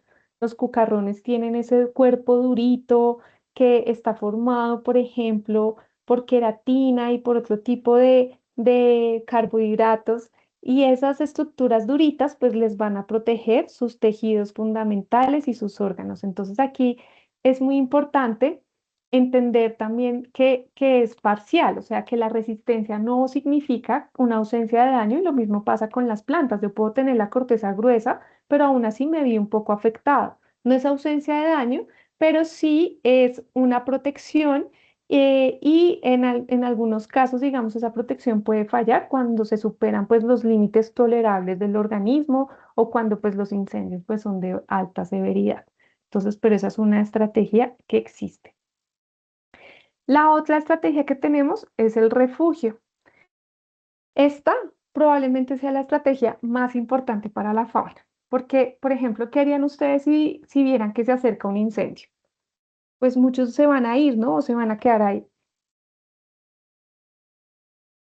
Huyen, ¿cierto? Y se refugian. Lo mismo pasa con los animales. Entonces, pues muchos animales lo que van a hacer es irse a protegerse. ¿Y dónde se pueden encontrar estos refugios o dónde se pueden proteger? Pueden ser madrigueras, pueden ser huecos en los árboles, puede ser una cueva, puede ser una grieta. No sé si ustedes han estado por allá por la Orinoquía, los afloramientos rocosos tienen grietas o tienen sitios donde los animales se pueden refugiar. Las zonas húmedas también son refugios. Entonces, en el fondo, moverse hacia esos sitios protegidos, pues es como un seguro biológico. Va a permitir que parte de la población de un animal sobreviva localmente. Si yo soy un ratoncito y muchos se meten en esos microrefugios, pues después de que pasa el incendio, ellos van a seguir en ese ecosistema y va a permitir la supervivencia localmente. La otra estrategia es la evitación. ¿En qué consiste la evitación? Pues como su nombre lo dice, es evitar el fuego. Entonces, digamos que es importante separarlo de refugio. No es lo mismo que refugiarse porque en el refugio el fuego ocurre. En cambio, en la habitación, muchos organismos pueden estar haciendo que se reduzca la probabilidad de que ocurra un fuego. Entonces, aquí hay unos ejemplos bien locos y bien fascinantes porque hay algunas aves, por ejemplo, que remueven el material combustible alrededor de sus nidos. O sea, lo que están haciendo es como un cortafuego para que no llegue un incendio y los afecte. Hay unas hormigas que se conocen como las hormigas cortadoras de hojas que también limpian todo el entorno alrededor de los hormigueros y de sus colonias para reducir la probabilidad de que llegue el fuego y los afecte. Entonces, miren que evitar no es buscar refugio, sino reducir la inflamabilidad o proteger mi zona haciendo naturalmente un cortafuego. Entonces, miren que hay muchas cosas interesantes que nosotros hacemos, que imitamos en la naturaleza, como por ejemplo volar, em, eh, eh, pero también evitar el fuego es una estrategia que siempre ha estado en la naturaleza y que nosotros también la estamos implementando como humanos en la gestión del territorio, por ejemplo, cuando hacemos un cortafuego. Entonces, básicamente, en la habitación, pues los organismos están modificando activamente su ambiente y eso pues está influyendo en la forma en cómo el fuego se comporta. Hasta aquí, ¿vamos bien? ¿Alguna pregunta, comentario de alguna de estas tres estrategias que hemos mencionado hasta ahorita?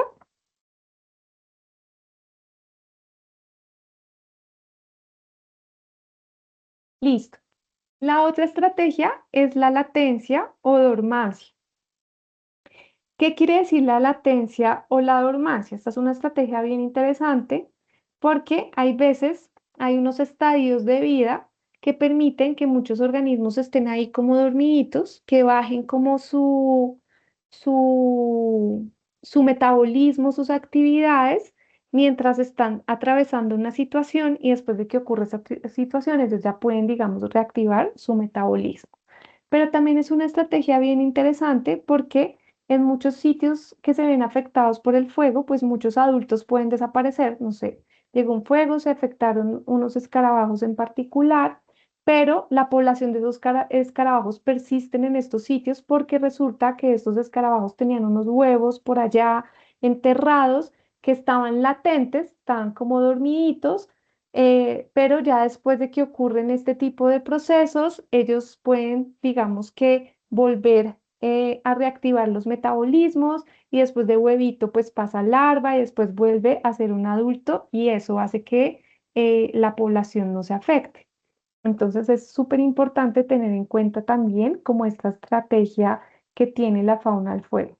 Lo importante, digamos que aquí con estas estrategias, como ustedes pueden ver, es que no se basan solo en una supervivencia individual o en una respuesta individual, sino que va más allá, busca la persistencia de la población, de toda la población de escarabajitos, de toda la población de tortuguitas, no son solo respuestas individuales.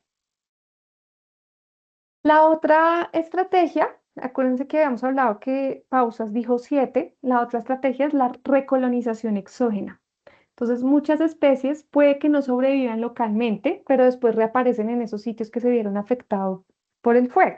Entonces, aquí les pregunto, ¿de dónde creen ustedes que vienen esos sitios, esos organismos que no sobrevivieron localmente?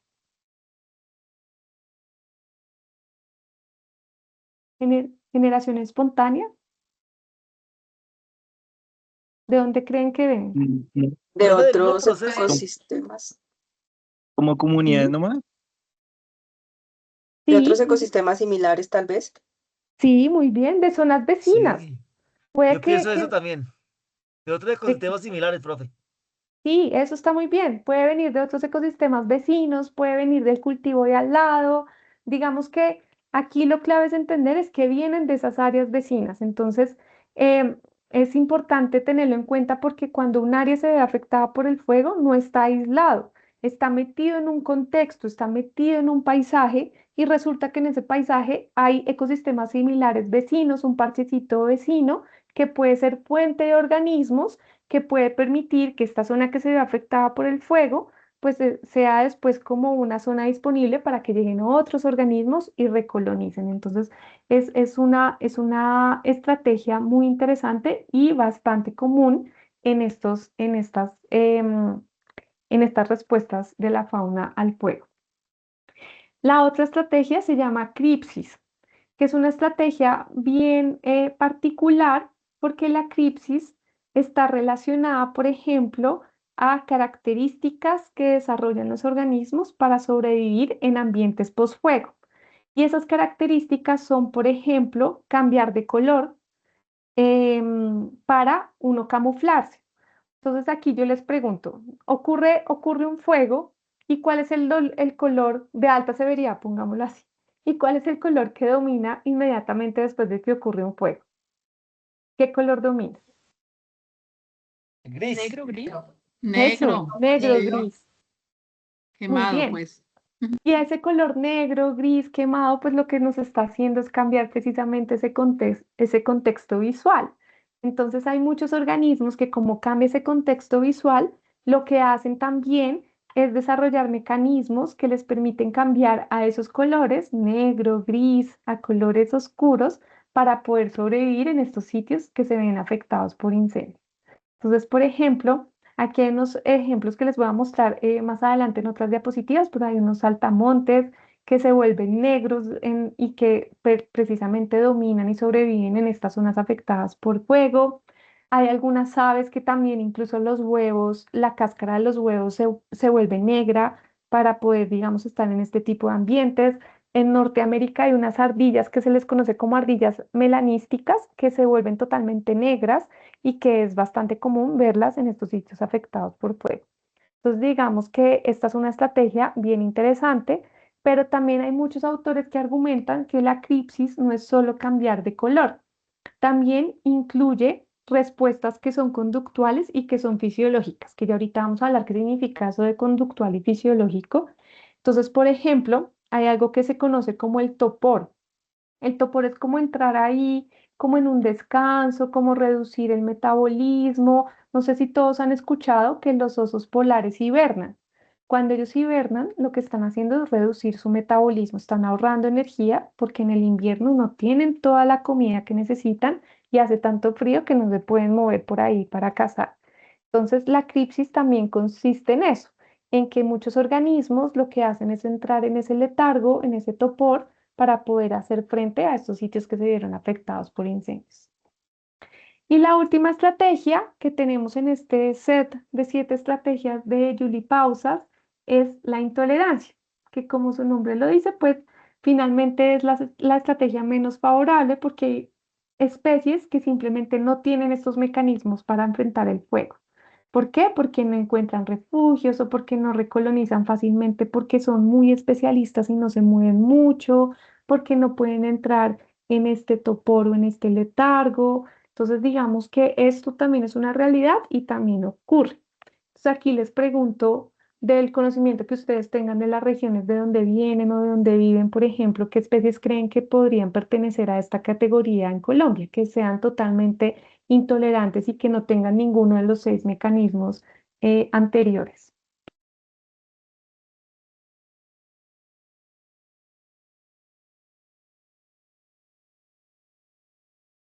¿Mm? Las serpientes. Las serpientes. ¿Por qué? Pues porque digamos que la movilidad de ellos a veces es reducida y dependiendo de la topografía, pues normalmente siempre es lo que uno encuentra más afectado en esas áreas quemadas. Sí, señor. Muy bien. Profe, tal vez, no sé si los morrocoy, por su lentitud para caminar, podría ser, pero no sé si como su caparazón también es gruesa, les permita sobrevivir, aunque nosotros hemos encontrado muchos afectados en su piel, porque en algunos casos ellos quedan en espacios donde la frecuencia o la intensidad como que es mayor, o ahí demora mucho tiempo en quemar, en pasar el incendio y permite que ellos tengan más daños. Sí, sí, también va a depender. Miren que Yo, ustedes, sí, dale. yo creería también que de pronto los grandes mamíferos, porque ellos Ujú. necesitan como un hábitat bien establecido, hábitats grandes, entonces también Ujú. ellos como que van a necesitar muchos años de recuperación de ese ecosistema para volver a esos sitios también, esos grandes mamíferos. Sí, muy bien.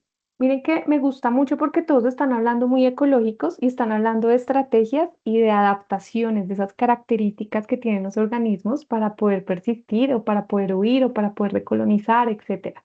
Entonces, sí, efectivamente en Colombia pueden haber muchas especies, pueden haber, por ejemplo, especies que solo les gusta estar en un bosque húmedo, muy húmedo, pues esas son especies que quizás no tengan estos rasgos de persistencia. Habrán otras especies, por ejemplo, que tienen, como mencionaba ahorita la compañera, pues los mamíferos. Hay mamíferos que necesitan moverse grandes distancias y que a medida que se van transformando los ecosistemas, pues tienen menos hábitat para poder ellos hacer sus actividades. Entonces, miren que estas especies que quizás posiblemente no tienen como o que carecen de estos rasgos de persistencia, pues son las que más nos deberían preocuparnos. Y ahí es donde se deben centrar pues muchas estrategias de gestión de la fauna. Aquí ya para ir cerrando esta parte de las estrategias, pues sí me gustaría que observaran algo y es que estas 7 estrategias no son mutuamente excluyentes, o sea, no quiere decir que una especie solo pueda recolonizar, la otra solo hace cripsis, la otra solo hace em, em, resistencia, sino que, digamos, puede haber una misma especie que puede combinar varias. Entonces, por ejemplo, tenemos un pequeño mamífero que se puede refugiar durante un incendio o un pequeño mamífero que está en un parche vecino y puede recolonizar las zonas que se quemaron, o también pueden haber organismos que pueden refugiarse, pueden recolonizar y pueden entrar en letargo. Entonces, digamos que no es que sean mutuamente excluyentes, pueden haber especies que tienen o que combinan varias de estas estrategias, y esto es súper importante tenerlo en cuenta. Y también lo otro que es súper importante aquí tener en cuenta es que este marco de estrategias pues nos ayuda a cambiar un poco la forma de pensar. ¿Se acuerdan la pregunta que teníamos al principio de si el fuego afecta o es negativo para la fauna siempre? Y pues la respuesta ahora es que no, va a depender. Hay algunas especies que sí se pueden ver afectadas y otras que no. Entonces, todo va a depender un poco de qué estrategias tengan diferentes especies que les permitan, pues, persistir al fuego. Y también, pues, de cómo haya sido ese fuego, ¿no? De qué tan intenso, qué tan severo, qué tan frecuente, cómo está el paisaje en esa zona que se está viendo afectada. O sea, miren que todo empieza a ser como una serie de eventos enlazados y por eso es que hay veces estudiar la naturaleza, lo que hacen los biólogos, la ecología es tan compleja, porque no todos son cajas separadas, sino que todo está relacionado y eso hace que la complejidad aumente un poquito. No sé si tienen alguna duda, alguna pregunta. Bien, miren que hasta ahora hemos venido hablando precisamente de esos rasgos. Esto que teníamos aquí son estos, estrategias que están muy relacionados a rasgos. Rasgos que son características que tienen las especies. Ser grande, ser pequeño, moverse mucho, moverse poquito, tener un ciclo de vida de huevo, larva, pupa, adulto. Todo ese tipo son estrategias, son rasgos que tienen las especies. Y esos rasgos después terminan o son necesarios para poder tener una adaptación. Entonces, eso es lo que vamos a hablar a continuación. Entonces, teníamos que haber visto esas 7 estrategias porque muchas adaptaciones están relacionadas con esas estrategias. Y aquí les puse estas cajitas para aclarar conceptos. Por ejemplo, una adaptación es un rasgo que se hereda y que aumenta la aptitud que tiene un organismo en el ambiente, por ejemplo. Entonces, un rasgo que se hereda y que puede aumentar la aptitud es el color de piel. Si yo vivo en África, pues lo mejor es que mi color de piel sea oscuro porque eso va a permitir que yo pueda estar en esas condiciones de sol extremo y de altas temperaturas. Si yo vivo por allá en el Polo Norte y tengo que estar en un iglú, pues los rasgos que voy a tener para estar adaptada a esas condiciones quizás va a ser una piel clara porque la nieve es clara y eso también me va a permitir estar en ese tipo de ambientes. Y la evolución, que ya veníamos hablando que muchos ecosistemas evolucionaron con el fuego, pues son características heredables en las poblaciones. Aquí se me olvidó poner una foto. Todos alguna vez cuando estuvimos en el colegio, quizás nos hablaron de un señor que se llamaba Darwin. Pues Darwin fue un señor que habló precisamente de estos mecanismos de evolución. Entonces, la evolución básicamente comprende pues esas características que son heredables y que en últimas pues van a ayudar a que muchos organismos sobrevivan y pasen sus genes de generación en generación. Entonces, ya teniendo como ese paréntesis de aclarar esos conceptos, pues vamos a hablar un poquito que hay 3 tipos de adaptaciones relacionadas al fuego. Hay unas adaptaciones que son conductuales, es decir, que están relacionadas con acciones o conductas que tiene un organismo. Hay unas adaptaciones que son fisiológicas, que son mecanismos que tiene el cuerpo para funcionar y sobrevivir. Y hay unas adaptaciones que son ecológicas, que ya son estrategias que están relacionadas con el entorno en la que está un organismo. Entonces, vamos a desglosar un poquito cada una de esas adaptaciones y van a ver que vamos a estar repitiendo un poquito esas 7 estrategias o esos 7 mecanismos que nos mostraba Julie Pausas. Entonces, una de esas adaptaciones conductuales, es decir, la conducta, uno cómo se comporta, es la conducta, el comportamiento, el conjunto de acciones que nos hacen responder a cosas que nos están estimulando en nuestro ambiente. Y aquí les dejo la definición. Entonces, una de esas adaptaciones conductuales es el escape. Resulta, y como veíamos ahorita, y está muy relacionada con las estrategias que veíamos, las 7 estrategias, pues poder recolonizar o poder escapar está relacionada precisamente con la conducta de huir, con poder moverme hacia sitios que sean seguros o hacia sitios en donde yo me pueda refugiar. Y básicamente esa conducta de movimiento de huida pues es para alejarnos físicamente de las llamas o del calor o del humo. Entonces hay, digamos, diferentes mecanismos. Las aves, su movimiento está relacionado con el vuelo. Muchos insectos también su movimiento está relacionado con el vuelo. Hay otros organismos que su movimiento ya está relacionado con caminar, correr, desplazarse. Hay otros organismos que su respuesta de huir está relacionada, por ejemplo, con huir localmente de un sitio, pero no irse totalmente de ese ecosistema. Entonces, digamos que es importante tener en cuenta que la conducta de movimiento y de huida, pues es una de las adaptaciones que tenemos para escapar del fuego. Miren que acá este mensaje que les pongo es que el desplazamiento o el movimiento no siempre tiene que ser frenético. Por eso es que cuando uno le dicen que cuando ocurre una emergencia conserve la calma, no nos podemos ir todos así, sino que los animales son tan sabios que ellos con calma van buscando realmente hacia dónde deben huir, porque si no lo hacen con calma y pensando, pues quizás se van a un sitio donde puede ser peor la cosa. Entonces, usualmente ellos lo hacen buscando parches que están en el paisaje que tienen baja inflamabilidad. Y aquí les pongo un ejemplo bien interesante y es que los chimpancés, por ejemplo, pueden observar y pueden ver el avance del fuego y ellos se pueden comunicar con signos entre ellos para también definir hacia dónde se van a mover y poder, digamos, estar a salvo y que no sean alcanzados por las llamas o el humo. Entonces, esa es una de las adaptaciones conductuales. Otra de las adaptaciones conductuales y que está relacionada con las estrategias que veíamos ahorita es el uso de refugios. Aquí les puse también la definición de refugio, que básicamente es un microhábitat, un pequeño espacio físico que confiere protección a condiciones extremas. Miren que un refugio no solo es al fuego, es al calor, cuando hay mucho sol, cuando estamos en fenómeno del niño, etcétera. Entonces, en últimas, esas condiciones de protección, ese espacio físico de protección, pues va a permitir que un organismo sobreviva. Un refugio para nosotros los humanos es nuestra casa donde nosotros vivimos, por ejemplo. Entonces, hay muchos organismos que necesitan construir esos refugios y eso es una adaptación conductual. Entonces, por ejemplo, construir una madriguera o hacer un hueco, como pasa con muchos armadillos, con los roedores, con reptiles, y poderse enterrar, pues es una adaptación conductual, es un comportamiento que está haciendo que yo me pueda poner a salvo, en este caso, pues del fuego.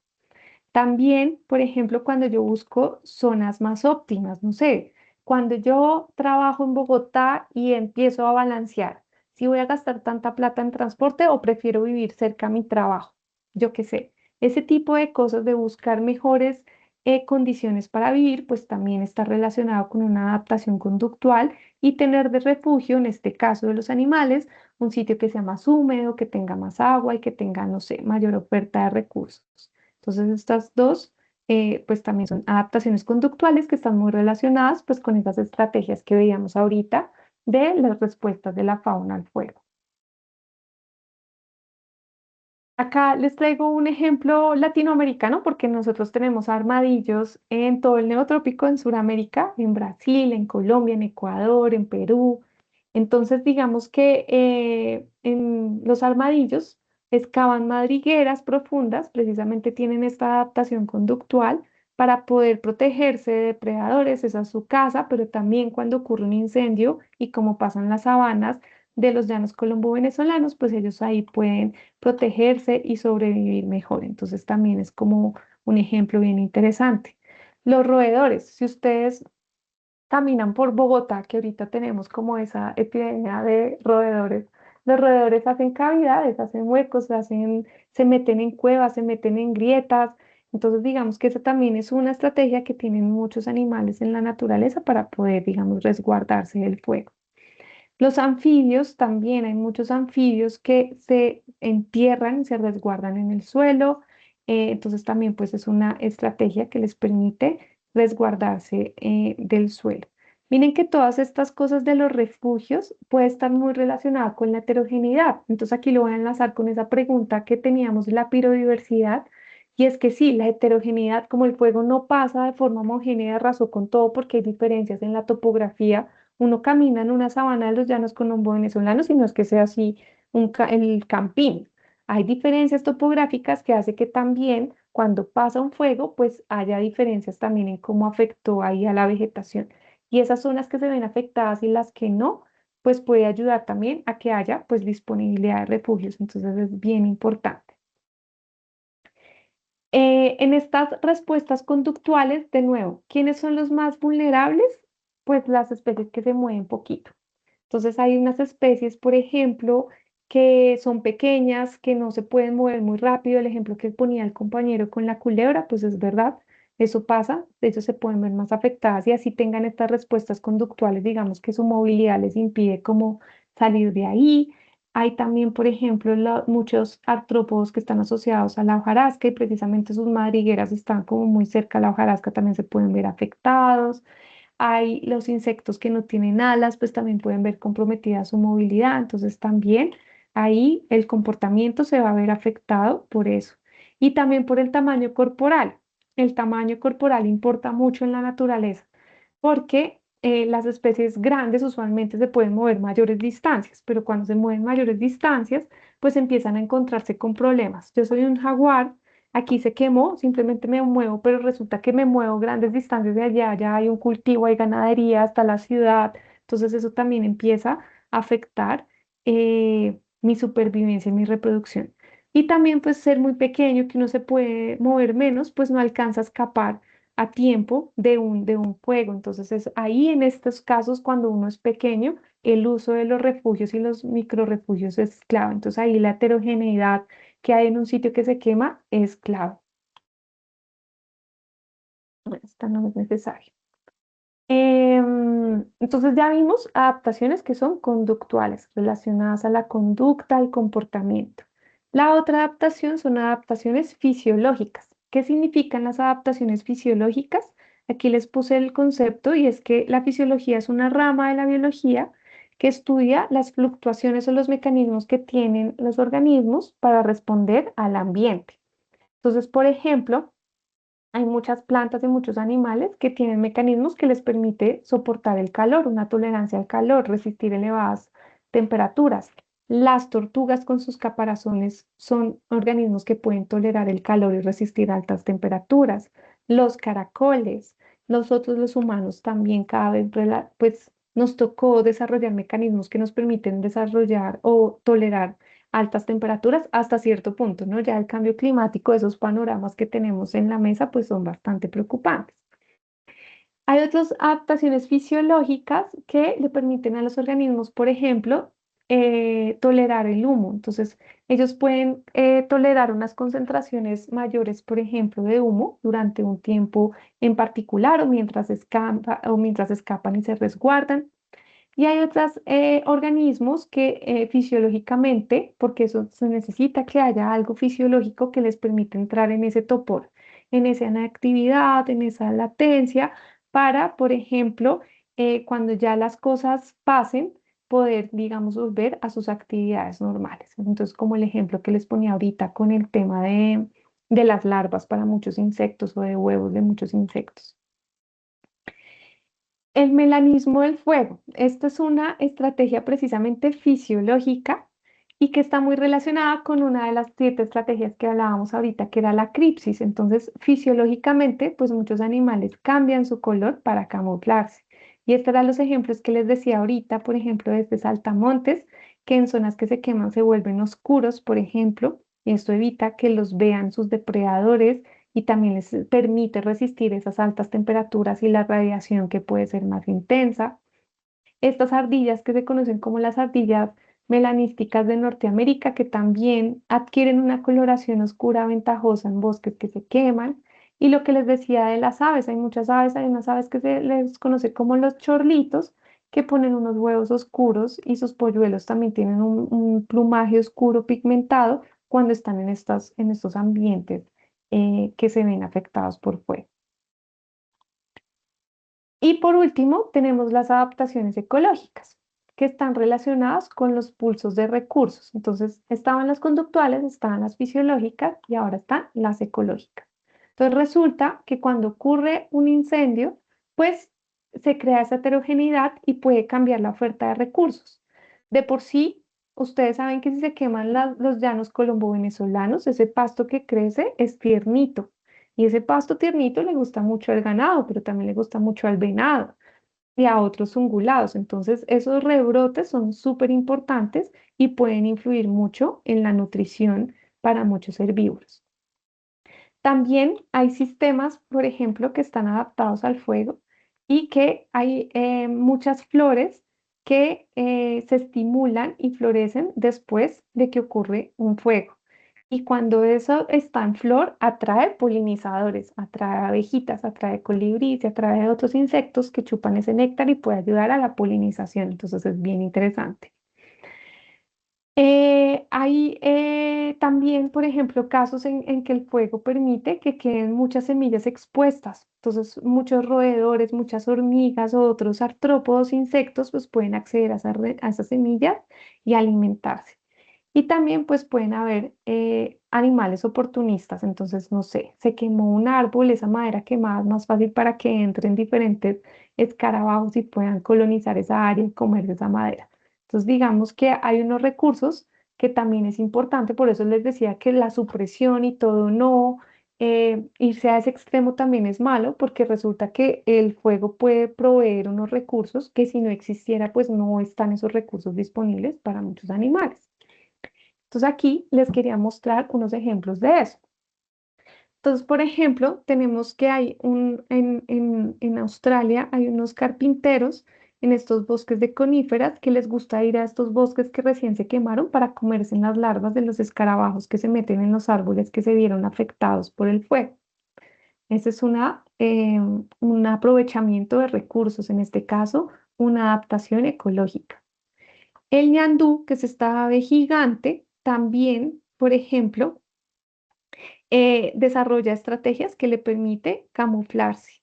Y cuando se camufla, pues puede acceder también a más recursos que en estos sitios que se queman, que en sitios que no se queman. Las aves, por ejemplo, que hay gente que le dice como aves bomberas, que resulta que se está quemando un sitio y ellas están ahí muy atentas para poder agarrar sus presas y poder alimentarse. No sé si alguno de ustedes estuvo o ha visto una quema en los llanos colombo-venezolanos. Cuando se quema una zona para hacer agricultura o ganadería, uno ve al ratico que hay un montón de aves rapaces que están ahí pendientes porque van a aprovechar precisamente ese pulso de recursos. En este caso, pues muchas lagartijas que están ahí y que pues son alimentos para ellos. Entonces, eso, todo lo que hay ahí no se desperdicia. Este ejemplo que les traigo acá también es bien interesante en sabanas en África.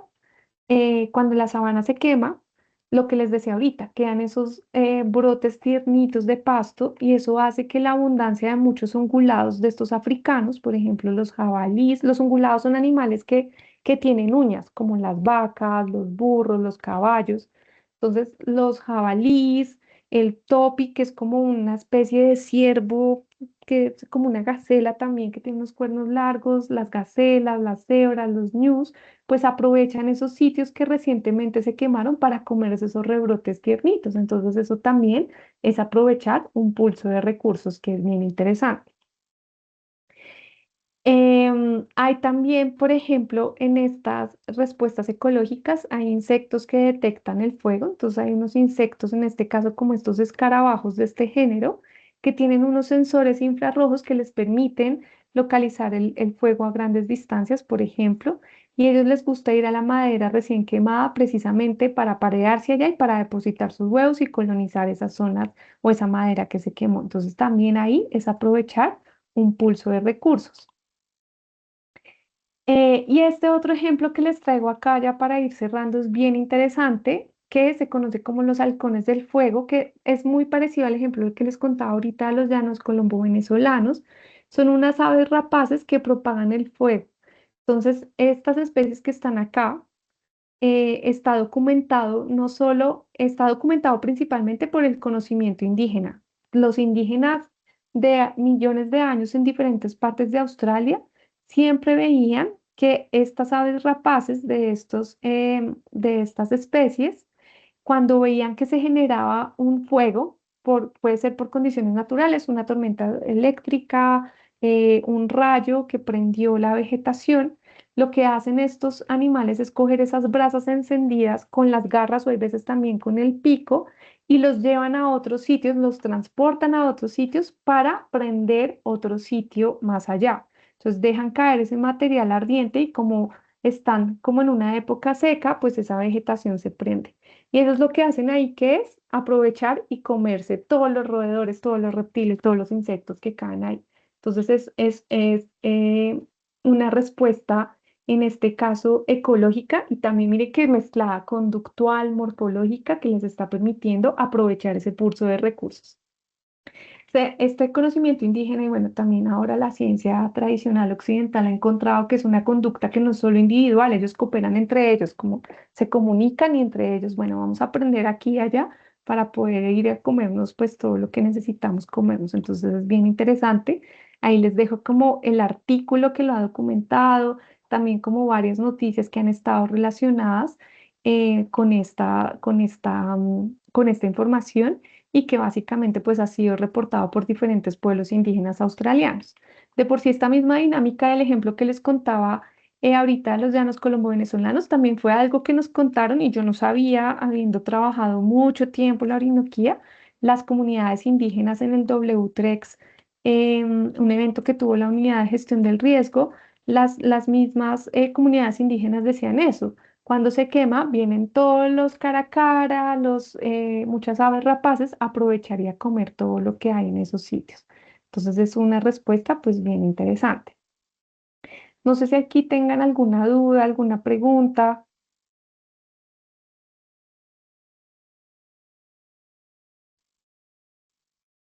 Y no. Hola, buenas noches. Hola, Angie. Hola, Tania, muy interesante. Yo quisiera preguntarte, ¿qué tanto se sabe como de esos umbrales de temperatura? Estaba pensando, claro, en el momento de incendio y también no solo como la temperatura que se alcanza, sino la duración como de ese fuego, pensando en esas estrategias que tú mencionaste, como de los refugios, de la latencia, porque me imagino que también es dependiente un poco como de estas condiciones del incendio. Sí, o sea, definitivamente todas estas estrategias están relacionadas con esas características del régimen.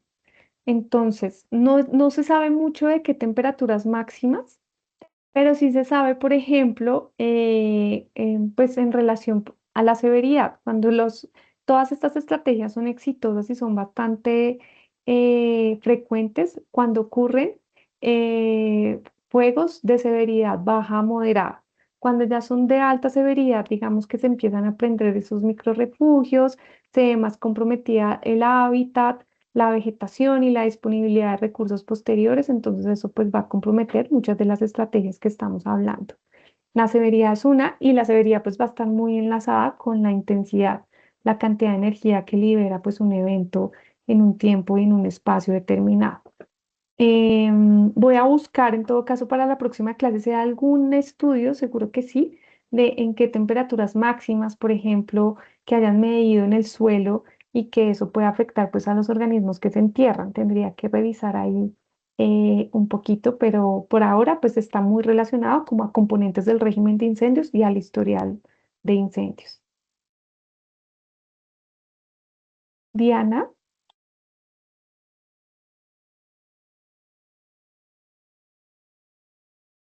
Hola, buenas noches. buenas noches. No, más que una pregunta, era como un comentario. En algún momento a mí me ocurrió en campo hacia la serranía de Usaquén, acá en Bogotá, con unos nidos del alcaraván. Generalmente estos son en la parte baja de los pastos altos, ¿sí? Y pues los alcaravanes son muy territoriales. Entonces, yo en campo me he encontrado varios nidos puestos en,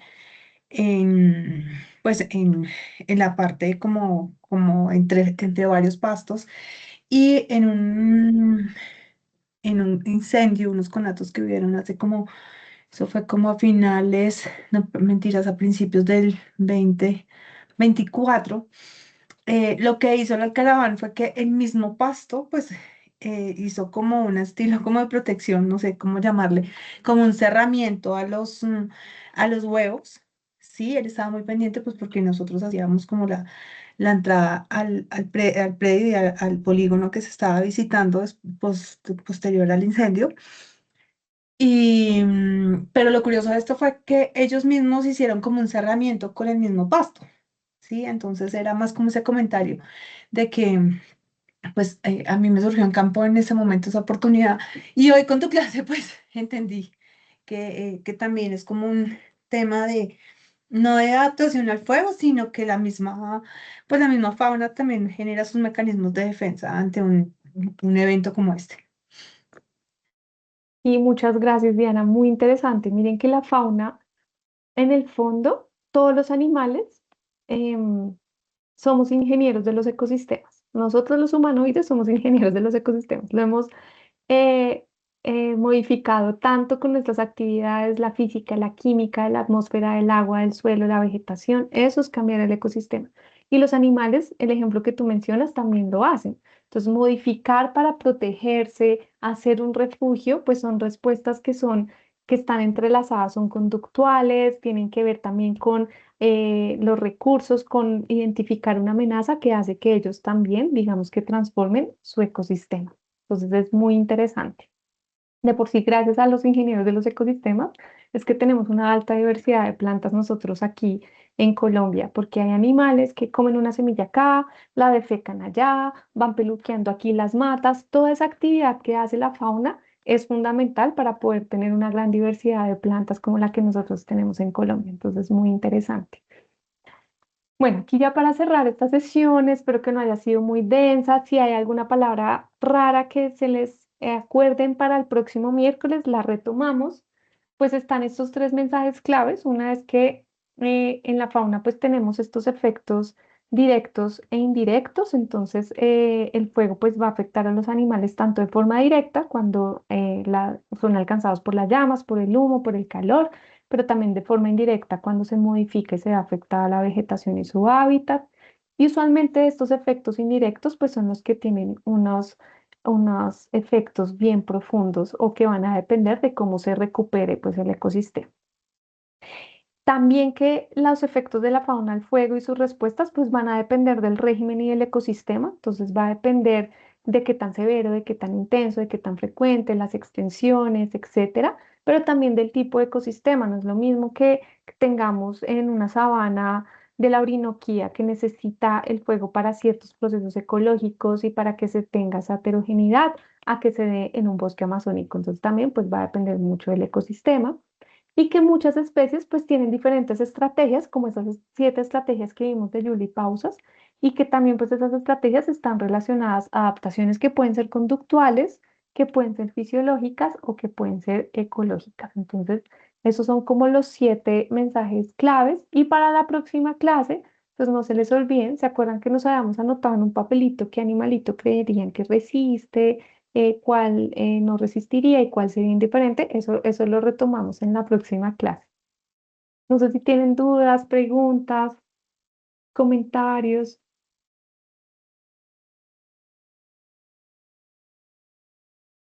No, profe, gracias. Gran clase. Bueno, pues muchas gracias a todos por su asistencia en este horario y nos vemos el miércoles a las 6 para continuar con este tema y para mostrarles también pues que se ha avanzado en investigación en Colombia respecto a los efectos de la fauna al fuego. Perdón, profe. Profe, muchas gracias. El próximo miércoles que viene, porque es que hay una en los correos que nos llegaron, por lo menos a mí me llegó miércoles 6 de junio. Sí, creo que se equivocaron, pero el próximo miércoles es 10 de junio. Sí, tenemos clase a las 6 conmigo. O sea que este fin de semana no tenemos También actividad. tienen Sí, clases. sí, señor. Tienen muchas clases. No se me adelanten, por favor. Recuerden, aprovecho de pronto, el señor no había ingresado, una vez les hice la aclaración que efectivamente hubo un error ahí en el correo electrónico. De todas maneras, les volví a enviar otro correo ya con las correcciones y ajustes de la fecha. Estas 2 sesiones que tenemos con la profe Tania, digamos que fuera de nuestro cronograma normal, es para solventar la sesión que tuvimos que aplazar el día sábado, ¿cierto? Entonces, estas 2 sesiones se recuperaban hoy 4 y se recuperarán la próxima semana el 10, listo, en el mismo horario de 6 a 8, en el mismo enlace que tenían allí en el correo.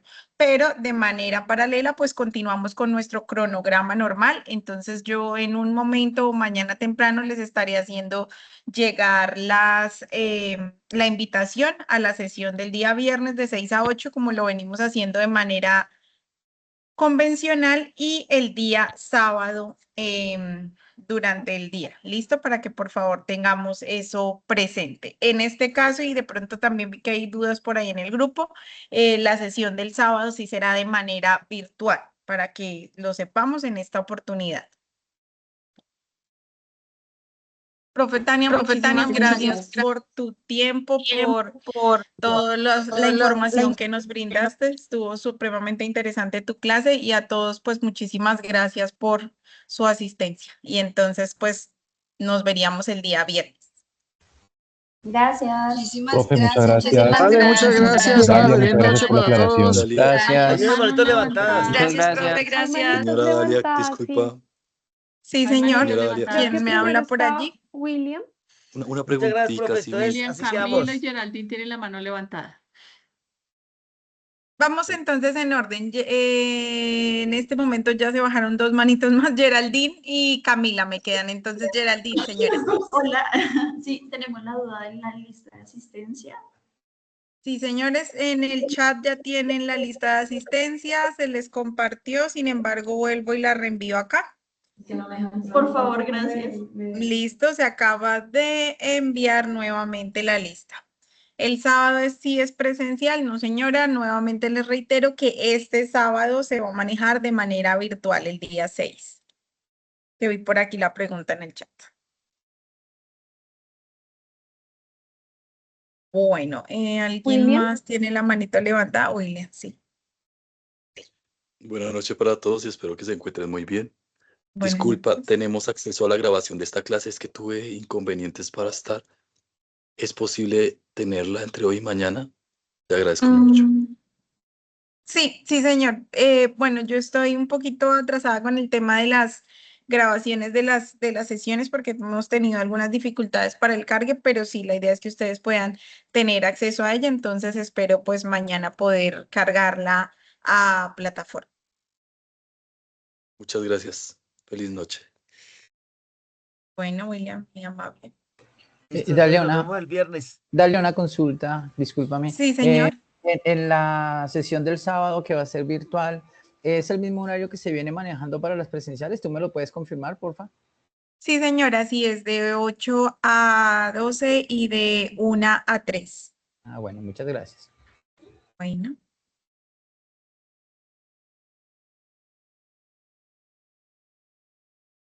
Gracias, profe. Chao, buenas Hasta noches, luego. que estén Bueno, bien. ahora sí creo que ya. Muchas gracias. Nesbey. Tenía otra, sí, Sí, señora. pregunta sobre las presentaciones. Es que no sé si de pronto no navego muy bien en el espacio o del Moodle, o si es posible que nos puedas de pronto indicar dónde están o dónde van a estar almacenadas las presentaciones, como para revisar algunos términos que pues no alcanza de pronto a tomar nota y a verlos bien en temas que son muy nuevos para muchos.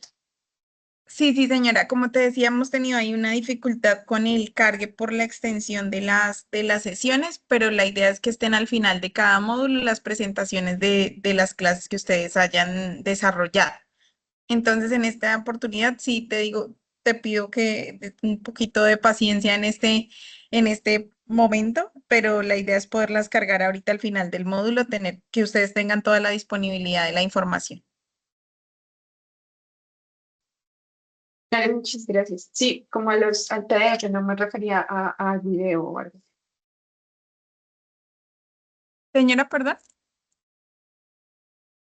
Sí, que te preguntaba más como por el PDF, no me refería al video. No a la grabación, sino a la presentación.